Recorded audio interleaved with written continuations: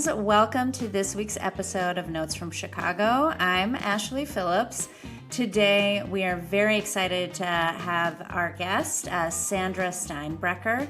She is a documentary photographer based in Chicago, and she spent, among many other things, she spent 2 years documenting the transformation of the Morton Salt facility into the Salt Shed, which is a music and event venue in Wicker Park, or in between Wicker Park and Lincoln Park. Sandra, thanks so much for joining us. Thanks so much for having me. I'm always excited to talk about this project. Well, we're really excited to talk to you about it today. But before we get into that, we like to ask all of our guests one question. What do you love about Chicago? I would say the neighborhoods and the people, if I have to answer in one or two words. Yes. And it's just, although it's a separate and known as a segregated city, it's also a very diverse city. And it's a special city because it really has this roots in industrial and labor history, but also extremely, well-rounded in the arts, architecture. People come from all over the world to see that. And it's also a city where I don't think there's any other city quite like that, in that it has, all those miles of lakefront and parks free and clear for the public to use. That thanks to our earlier city planners. It is the best city in the U.S. I think it is the best American city. It's so great. I could not agree more.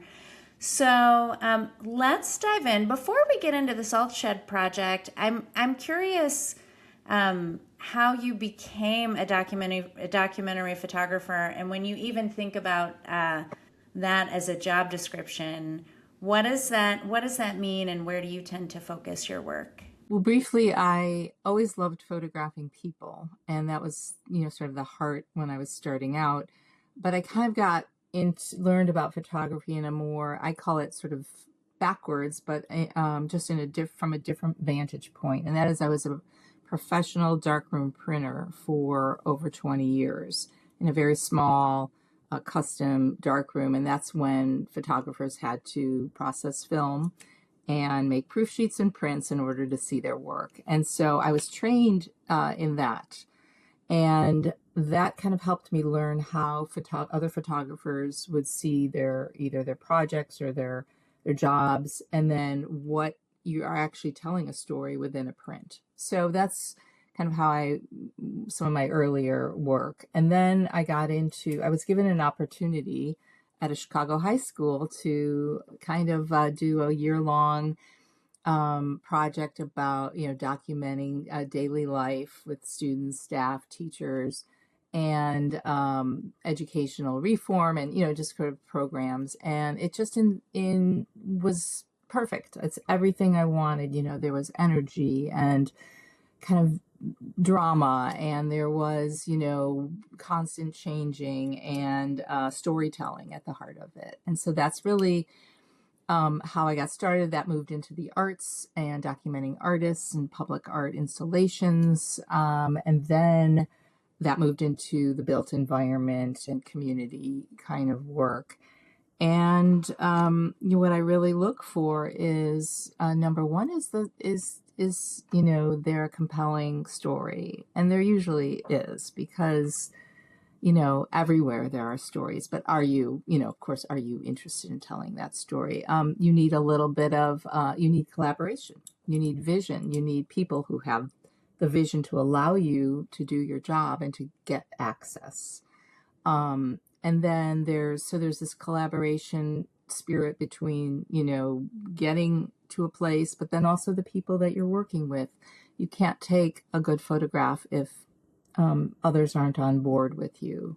You know what I mean? It's always a collaboration to, make a portrait or do some kind of documentation. You need people, we need each other. So it's a really good example of that. And then, there's some drama in the visual, aspect. There has to be some kind of exciting or visual, beauty. And then I love the themes of preservation and community, history, the arts. And then just one more aspect is really the element of time. And that's what's so great about documentary photography is you go back over and over and over again, and it's never the same. And the story kind of reveals itself over time. So it sounds like then, if we bring it over to the salt shed, that that story like fulfills everything that you just mentioned. Happened over a long period of time. There's an arts element. There's certainly a combined element of both preservation of what was there or what previous use and transformed into a different use. How did you find that story? Like, how did you learn that this was going on, and then how did you connect with the people who were building it? This is unlike, pretty much any project I've done in so many ways, but one is the organic nature of how it started. I didn't start out thinking I was going to do this 2-year-long project and then another year to produce a book and publish a book. So like so many Chicagoans, I'd passed by the Morton Salt billboard, many, many, many times. It's kind of ingrained in your memory. Also did a lot of bicycle commuting over the years, and I would ride Elston Avenue and pass by, and you kind of have this connection to our city's industrial past. And I got word that they were going to turn it into an entertainment and music venue. I knew one of the owners from, my past, from sort of college years, and just said, hey, can I come over and walk through the site one morning and take some pictures? I was just so curious. And so I got there, and they connected me to the general contractor on site who was working. And we walked through, and I took photos. It was very beautiful. But it wasn't until we kind of rounded the corner back out to Elston Avenue, and he mentioned that the 100-year-old original roof panels with the sign were going to be coming down because they needed to be replaced with insulated panels, and of course they were going to repaint it, which they did. And it just this light went off. I just thought, wow, I'm a Chicagoan, I'm a documentary photographer. This is such a great it's compelling. It seemed sort of a momentous thing in the Chicago landscape. And I thought, I have to photograph this, and so I asked, hey, can I come back? And basically, it's a little bit of a long way of saying, I came back, I thought I would be there for a couple weeks doing that, but I just kept finding things that were just fascinating and, dramatic and powerful. And the site itself was gorgeous. It was just, even though it was a dirty construction site, it was just so beautiful. The river, the bridges, and the skyline, and then on the on Elston, you have Elston Avenue, and this seeing that steel frame. So it was so compelling visually and activity wise that I just kind of kept coming back. I sent them my insurance, and somehow I never left. And I don't think it was actually expected that I would do that either. Being on a construction site is very tricky, and it isn't a place they usually like a photographer to wander for a couple of years with, just storytelling, for the purpose of storytelling. What was the reaction of the people who were working on site to having you there and having you documenting what was happening? Part of what you do when you're, a documentary photographer is you want to sort of blend in and have people do what they're doing naturally, because I can't stop any action or change anything. It's really observation. So at first, I got, lots of funny comments like, oh, she's from OSHA. Are you from OSHA? Or, I think they were concerned, in the moment. But then I just kept coming back, and I started to build relationships with the different crews, with the plumbing crew, the electrical, the electricians, the iron workers, and they started to see, they didn't really know what I was doing, but they started to see that I was really interested in capturing their work. And so the relationships really made the project because, again, you need people to, want to allow you in. It's a privilege to be able to photograph someone. And then I think they were really excited that someone was paying attention to their work and that someone was capturing the thing they do that they're proud of. And that work tends to be very invisible. There are, layers of concrete and gravel and paint that cover up the work of plumbers and the work of, the iron workers. And, they build what we need, what keeps the water running, what keeps the building safe. And they build this beautiful structure, but don't really get to see their work, and others don't get to see their work. So it kind of was the way I could help make the invisible visible by capturing the process of their work. And so most people were very happy, especially after they started seeing the photographs. Yeah, that's amazing. You said you weren't planning on spending more than originally maybe a few weeks there. Did you, I guess, at what point did you make the decision, okay, I'm committing to this and I'm staying until the end? Well, that question, Ashley, really nails it, because at the beginning I was very occupied with capturing the activity. It felt like it was happening quickly. I had to, run to different vantage points. I went everywhere. I was across the street on the roof of the building, getting the shots of the roof panels being removed. I was just capturing the activity going on, and I wasn't really thinking as much about the story. It was so visually dramatic, and I realized I had this opportunity, I had this vantage point, but I just was doing it. And then I'd been there, so I had other projects going on, but I'd go there early in the morning because that's when construction happens and that's when the light is the best. So I, would go on to other projects, and then it was starting to get cold. So I started in September, and then it was kind of November, December, and I was, on one of the rooftops, and I remember, waiting for something, I was shooting and waiting, and I thought, wow, I'm spending a lot of time here. I'm here, 3 or 4 mornings, at least 3 mornings a week, for sometimes hours at a time. I was thinking about it all the time. And I thought, nobody really wants me here. I wasn't tapped to do this project. Yeah.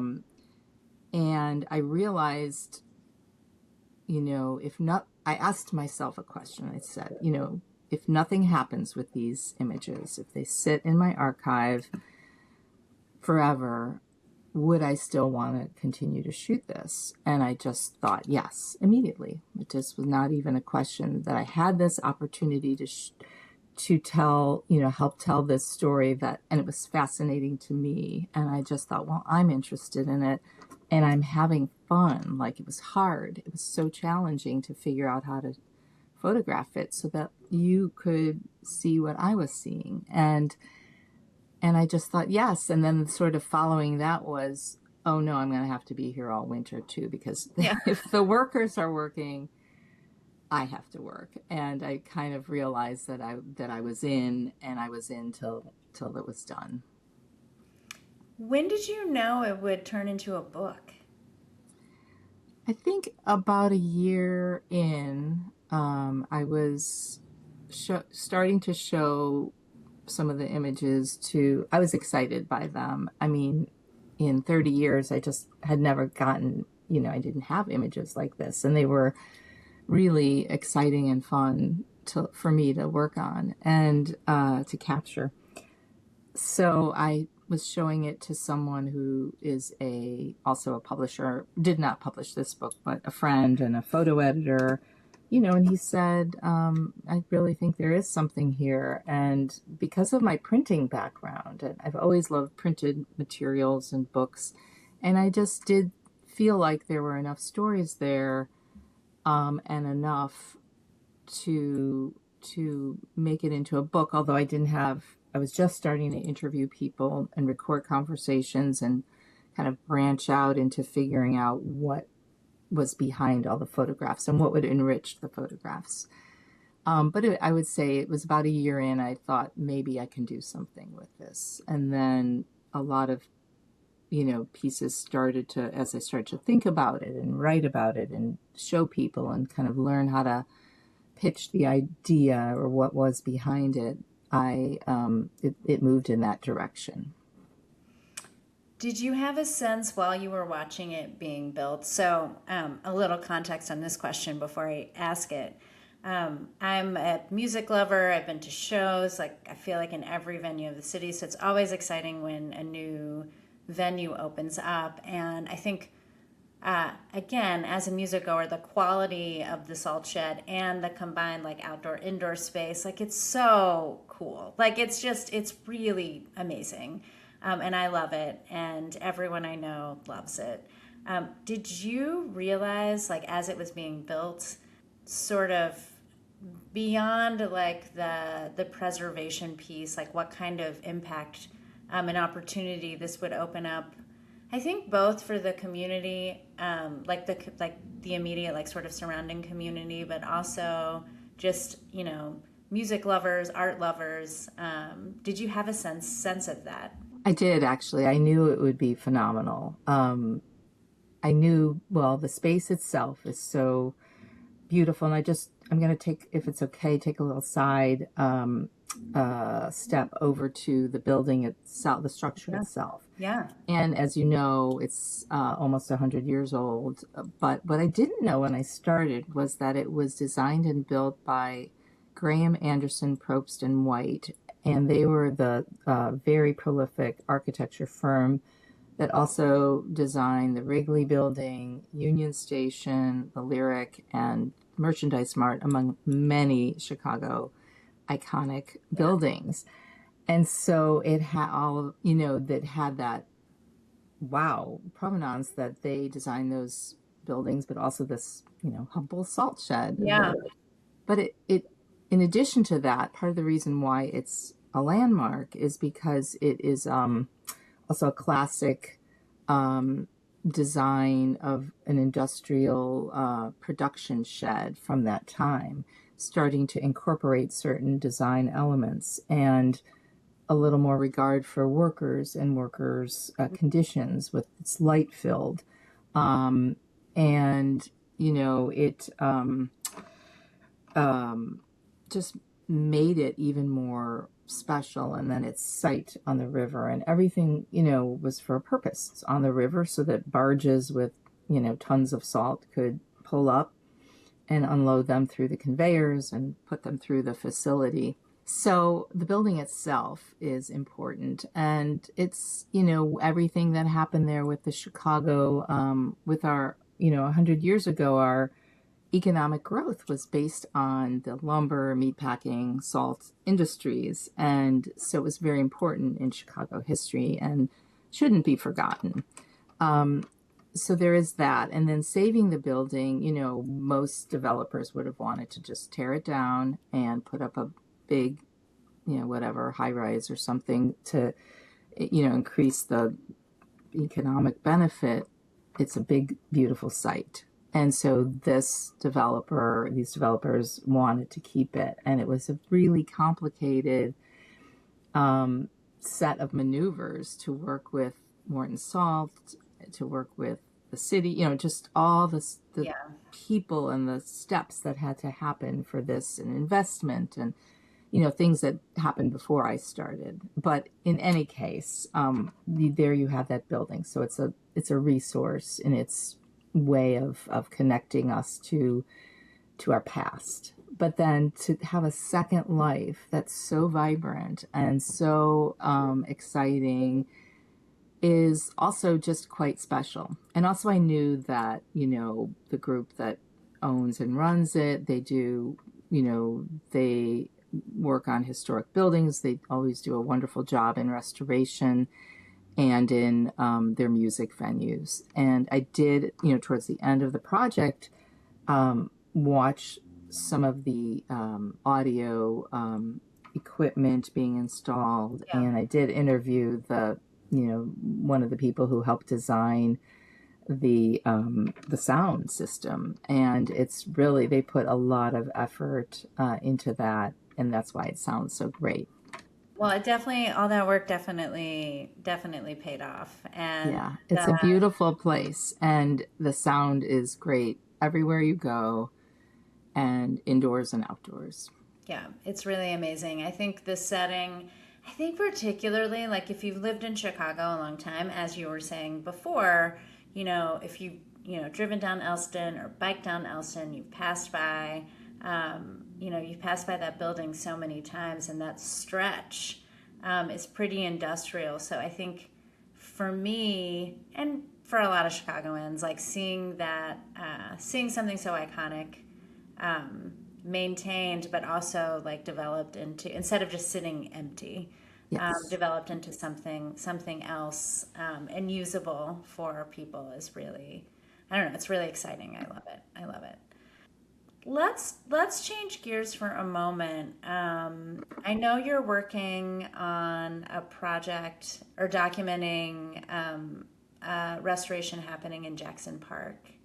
Can you tell us a little bit about that? For the past few years, I've been documenting this, seasonal changes and some of the efforts at the Osaka Garden, which is on the wooded island in Jackson Park.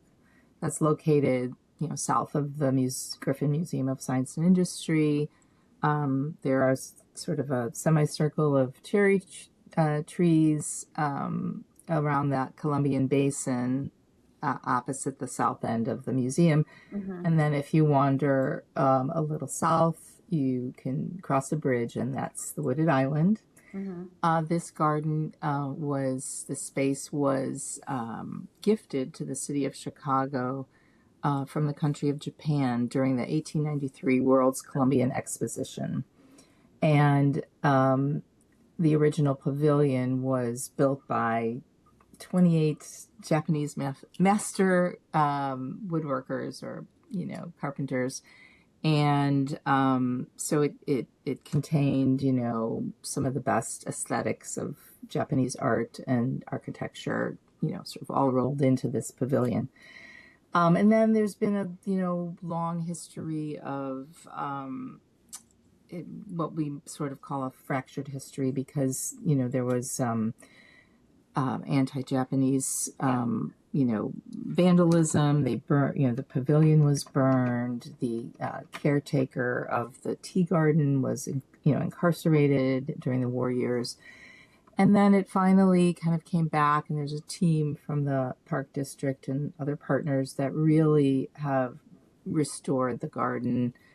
And it does, need some additional restoration and additional expansions, but it is just such a beautiful space. And part of my work is to, create just awareness of that place. It's a tiny, beautiful little gem of a garden in our city. It's free right there within Jackson Park, and a lot of people don't know about it. It's another important place that gives us something. People get a lot of joy, comfort, healing from being in a natural space like that. There's an opportunity for education and learning about Japanese culture and history and our connections. There's also, right outside the garden, is Yoko Ono's sculpture called Sky Landing, and it's the only one of her sculptures that exists in North America. So there's so much there, and I just have this, it's again going to be a longer project to kind of encompass all that's happened and all that will happen. It's another space that will, benefit present and future generations. And now it's, it is sitting near the museum, but also near, right across the street from the Obama Presidential Center, which is Yeah. opening. How did you find that project? I had worked with a couple of the people on one in particular on the team for the Chicago Park District. I've done documented another public art project along the South Lake front and the Burnham Wildlife Corridor. There were some artworks and sculptures designed by community people, and so I documented all those artists, the 5 groups that had contributed to those. And so we had worked together and with the Field Museum, and I always want to work on public projects and get into public spaces and show people what the process is. And really, it's not just about the place, but it's about the people who care for it, care about it, who are passionate, and those are the people that make these things happen. So that's why documentary can be so powerful, because it shows, and this is what I love, is I love to show the process. This is how this happened. It didn't just get to be the beautiful salt shed. I mean, hours and hours and years of, work by a lot of different kinds of people went into that to make it the venue it is. And so same thing with the garden. And so I'm, hoping to champion that work and that place and contribute with the photography. I just want to say one other thing too, Sure. which is kind of occurred to me when I started at the Japanese garden, the Osaka Garden. I was still working on the salt shed, wrapping up, the final before it opened, and it dawned on me that they seem so different. Here you're on a dirty, noisy construction site, and there you're in this, serene and beautiful, tranquil little tiny garden. But really they're not that different in terms of photographing, in the sense that you have to go back over and over to really capture it. And you have to allow the things that are happening at the times you go to happen, and you have to be ready to capture those moments. So it's about, kind of listening and being in the place and being present and understanding that, those activities and things that are going on, things will reveal themselves to you if you're ready. That's amazing. That's amazing that you get to be present, and that so present, and you can be that present and make those connections and document what's happening for the rest of us. One of the threads through a lot of your work, and certainly the work we've talked about today, is preservation. And I'm curious, what you would say to just the average person who is, thinking, seeing preservation happen or not happen, and how they can, contribute and be a part of observing and preserving, Chicago's history. I do think that everyone or anyone can have a role or play a role in preservation, and just sort of not be, too concerned with that word and what it can be. It can be so many things. And preservation actually improves, quality of life.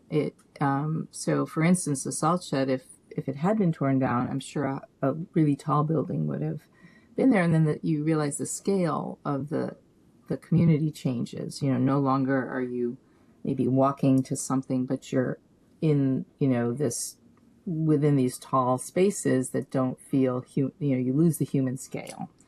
That's one thing. But one way to think about it is that, with the former Morton Salt complex, people loved the billboard, and so they were already wanting to see that space saved. It seemed to mean something to Chicago, whether it's, our collective memories or some little part of the culture, or just the fact that it's been there, it just stayed, it didn't change.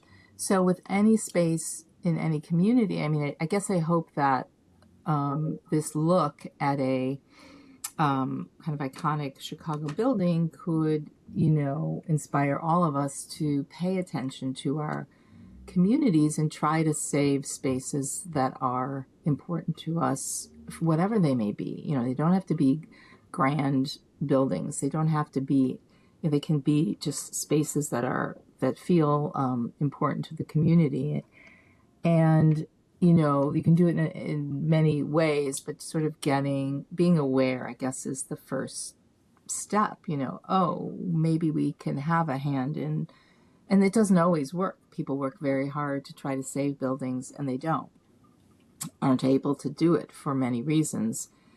But one of my inspirations in terms of preservation is the photographer Richard Nickel, who was personally passionate about saving buildings that were really important during a time when there was very little care on the part of our city to save buildings like the old Stock Exchange and the Garrick Theater. And in fact, he died trying to haul out, pieces that were absolutely, spectacular that were just that were being destroyed.